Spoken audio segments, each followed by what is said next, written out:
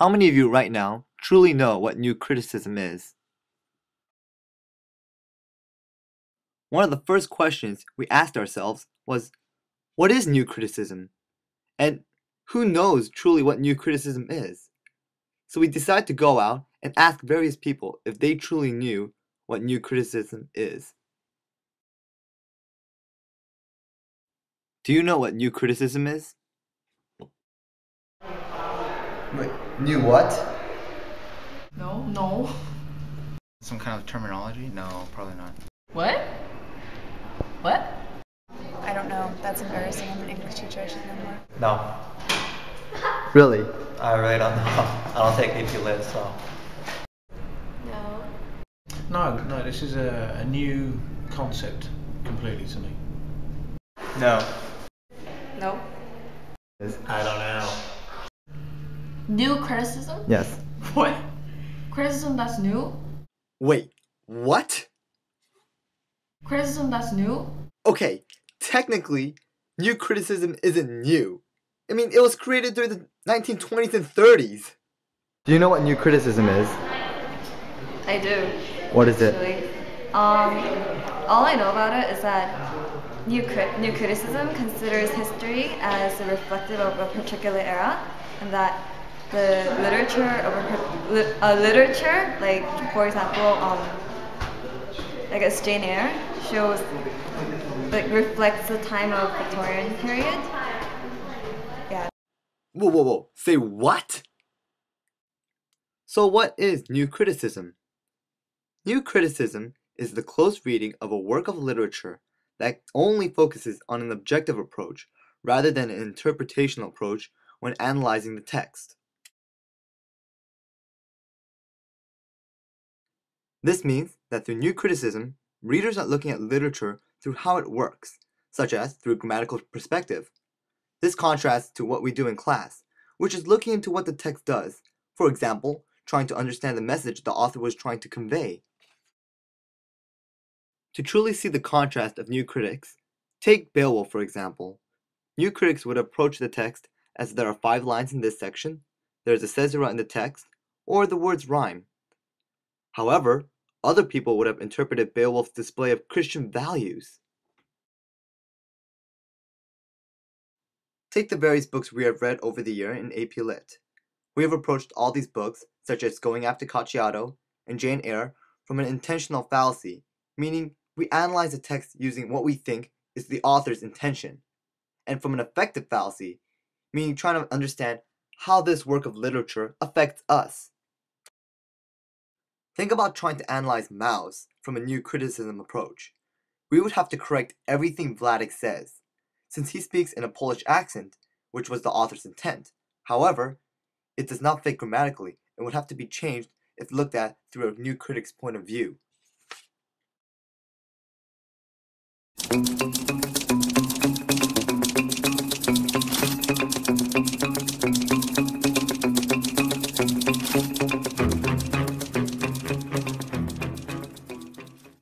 Guess what?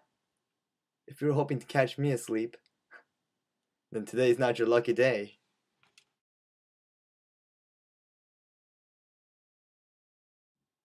Let's take a look at how we would have analyzed literary works using new criticism.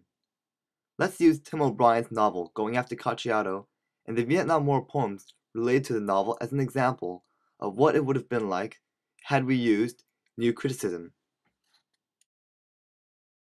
During the course, we looked into the lives and thoughts of soldiers during the Vietnam War. We tried to understand what it's like to be in their position. However, through new criticism, do we try to look into that? No! Or what about the time we watched the movie Platoon and found various signs of the whole concept of being reborn? Would we have found that out had we done new criticism? Let's think about it. No! We wouldn't have.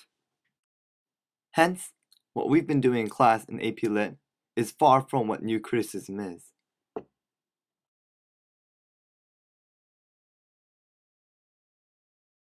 The author is trying to reach to me as the reader, but looking at the critique of the grammatical errors in the book? How boring. But definitely, I don't think that critics should focus on the grammar when they're going to be criticizing a piece, especially if it's going to be something like poetry. With poetry, it absolutely doesn't need to be grammatically correct. And sometimes poets will purposely spell things wrong. And it's part of the art of creating literature, is sometimes you'll want sentences to be choppy, or sometimes you'll want things to be written in a certain way. And so I think it's important for critics to focus on the artistic aspect of literature. One of my favourite sayings is, facts can teach you nothing about the world. It can only come through fiction and your imagination. If you focus purely on the technical, mechanical aspects of literature, you're not really highlighting any insight into the author's deeper message. So what would be the value?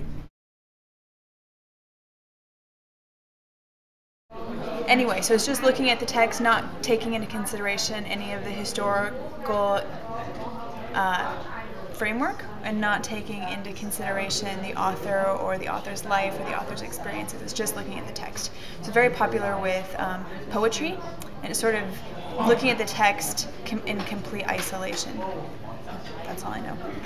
New criticism is about just dealing with text as it is, right? Okay. But I think you need to know a certain amount of the context of when something was written. I think it's possible in many cases to just deal with the work on its own as it is, but nothing is written in a vacuum.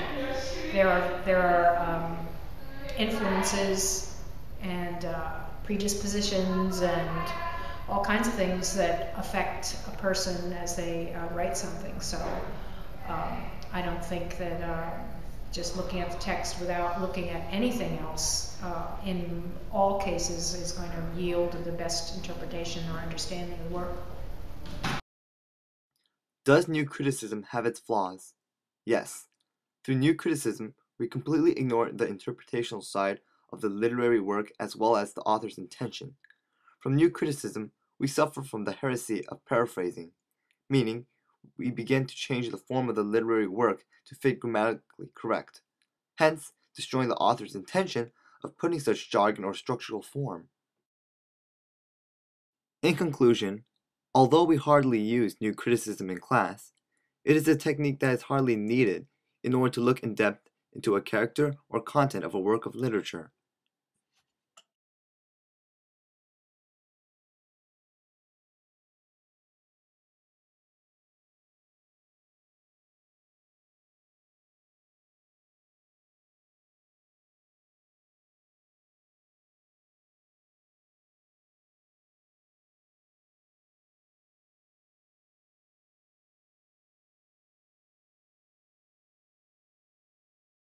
Do you know what new criticism is? He doesn't know what it is.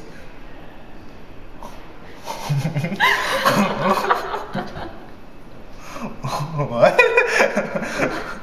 Nuclear system?